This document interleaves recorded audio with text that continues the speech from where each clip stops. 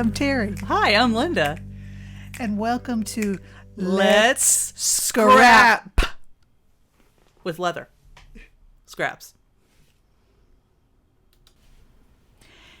Have you ever wondered what you can do with all that scrap leather that you have? Like those 2 giant bins that we have in the workshop?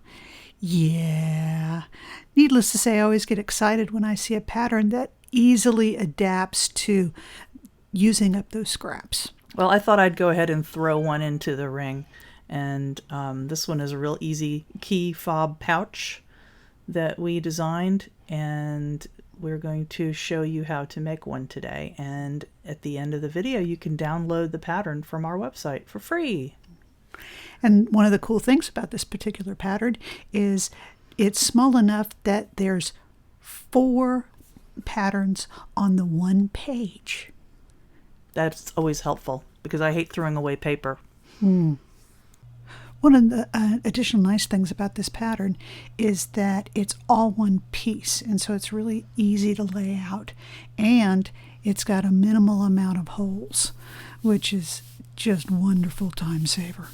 When I laid out this pattern, I picked out a piece of leather that was, it was scarred up and awful, but it had just enough space that I could slip this in and make use of it and get this whole pattern on there, because it had a big old scratch on it that had been cut around for a bigger project. And so I totally was able to avoid that marred area up there. I taped down the pattern. I purposely made sure that I used clear tape, and I used the clear tape to cover up all the holes because I wanted to make sure that they didn't tear when I was punching through them. And then I went ahead and I trimmed off the excess to make it a little bit easier to maneuver when I was punching holes. And when I started punching my holes, I started out with a 1/16 punch for the body and a 3 millimeter for the snap holes.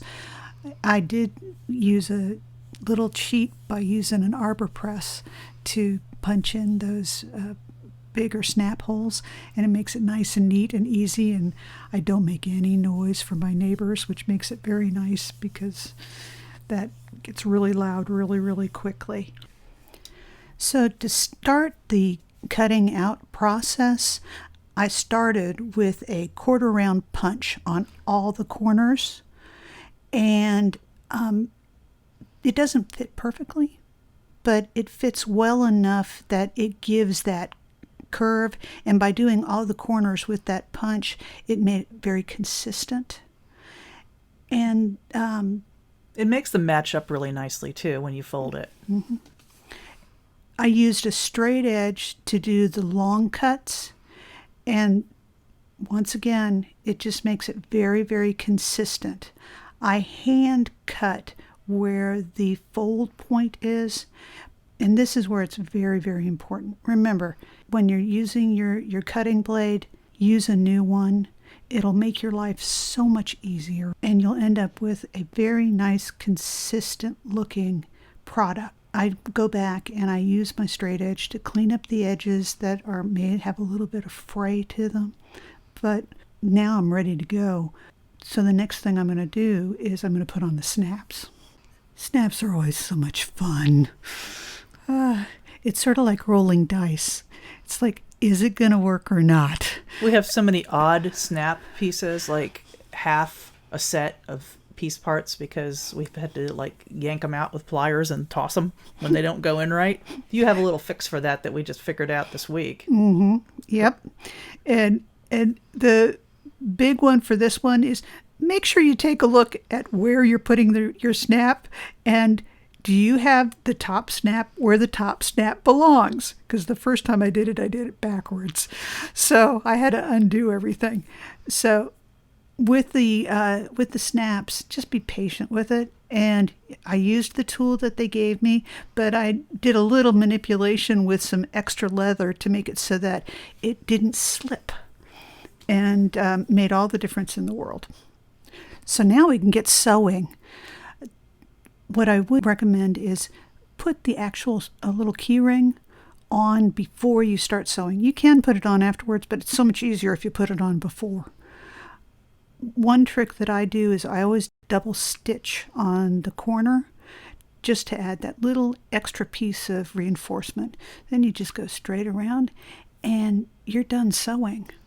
And it's quick, it's easy, and the product looks so finished when you're done. So what are you going to do with it?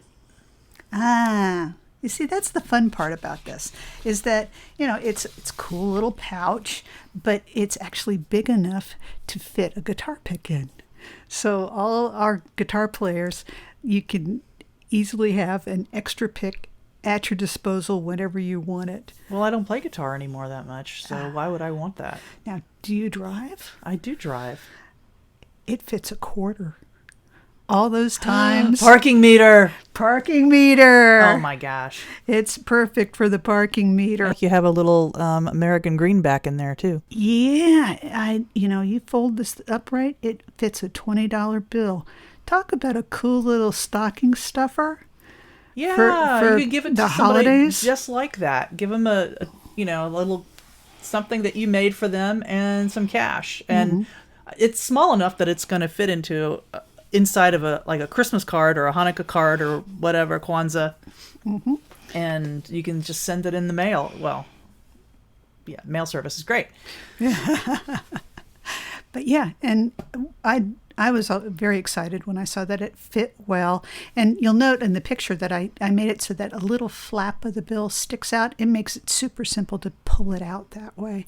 And it doesn't affect the closure because the snaps are nice and tight, and so they don't pop open. You know, it would be a great little gift for somebody for the holidays or birthday or whatever, a guitar player, is to put the guitar pick in there with, like, I don't know, do they still make $500 bills? Or whatever you could just go buy a guitar with? Here it is. Here it is. All in one packaging. Very cool. So now that we have this project made, and we have a pattern that we're going to be giving away from our website at leftcoasttrade.com. So just follow the link that's in the description, and it'll take you to a place where you can download the pattern for free and make as many as you want. Sell them if you want to. I don't care. It's great. It's just our little contribution. Really, really fun pattern. Yeah, you could knock these out while you're sitting there watching MacGyver reruns. Because you might want to put some like MacGyver-esque items inside this little pouch. You never know. Maybe a little thing of sulfur, some steel wool. I don't know. What else goes in there? Anyway, thanks for watching. Be sure to subscribe to our channel and give us a thumbs up. And we hope to have some more patterns as we go. And check out our website too. Thanks so much for watching. Thank you.